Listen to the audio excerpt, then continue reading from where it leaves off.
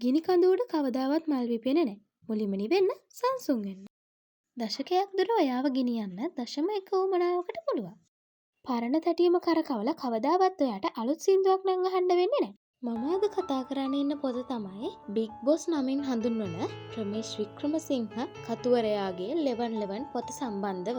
මේ කෘතිය තුල කොටස් 11ක් අන්තර්ගත වෙනවා. මේ වීඩියෝ එක තුලින් 1111 කෘතියේ සම්බන්ධ කරුණු කිහිපයක් මම සාකච්ඡා කරනවා. මේ කෘතිය තුල අන්තර්ගත ප්‍රධාන අදහස තමයි අපේ සිහින කිසිදාක දුර්වල නැහැ. ඒවා සැබෑ කරන්නේ අපේ සිතුවිලි, වචන සහ අපේ ක්‍රියාවන් මත යන්න. 1111 කියන්නේ ඒන්ජල් නම්බර් එකක්. ලෝකයේ විශාල පිරිසක් පිළිගන්නවා 1111 කියන්නේ විශ්වයේ විසින් අපට ලබා දෙන සීක්‍රට් මැසේජ් එකක් කියන එක. පර්සනලි මමත් ඒක විශ්වාස කරනවා. මේ සංකල්පය පිළිබඳ කතුවරයා මේ කෘතිය තුල පැහැදිලි කරලා තියෙනවා. කතුවරයා කියන විදිහට ඔයාගේ සිහිනය සැබෑවීමට මඟ පාදන දොරටුව තමයි මේ 1111 කෘතිය කියන්නේ. කෘතියේ ආරම්භයේදීම කතුවරයා විසින් පෙන්වා දෙනවා ඔයාගේ සිතුවිලි අවධානයෙන් පාලනය කරන්න. ඒවා ඔයාගේ ජීවිතය පාලනය කරන බව. ඔයා යමක් පිළිබඳව නරක ඍණාත්මකව සිතන විට ඔයාට අවසාන ප්‍රතිඵලයත් ඍණාත්මක එකක් වෙනවා. ඒ නිසා ඔයාගේ සිතුවිලි අවධානයෙන් පාලනය කරන ලෙස මේ 1111 කෘතිය තුලින් අපට උපදෙස් ලබා දීලා තියෙනවා. දෙවෙනි කාරණාව විදියට මම පැහැදිලි කරන්න කැමති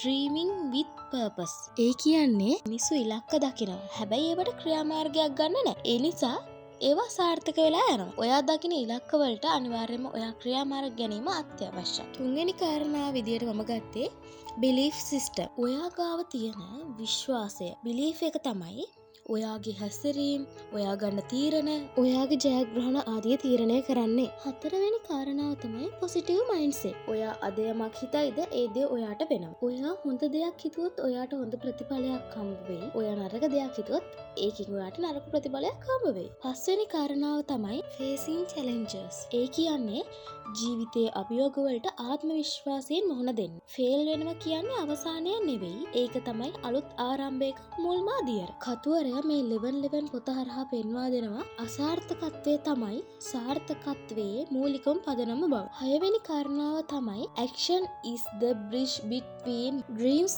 and reality. ඔබේ සිහිනය සැබෑ වෙන්න නම් ඔයා පියවරෙන් පියවර සිහිනය කරා ගමන් කළ යුතු බවත් පළමු පියවරවත් නොගන්නේ නම් සිහිනය සිහිනයක්ම වෙලා යනවා. ඒ නිසා අනිවාර්යෙන්ම ඔයා දකින සිහිනයට බාධක මැදින් වුවද පියවරෙන් පියවර ගමන් කරන්න. එවිට ඔයාගේ සිහින යථාර්ථයක් බවට පත්වන නියතයි. තවත් විශාල කරුණු බොහොමයක් මෙම 1111 කෘතිය තුල අන්තර්ගත වෙලා තියෙනවා. අනිවාර්යෙන්ම මේ පොත අරන් කියවලා බලන්න. ඔයා කැමති බිස්නස් සම්බන්ධ පොත් යටින් කමෙන්ට් එකක් දාන්න.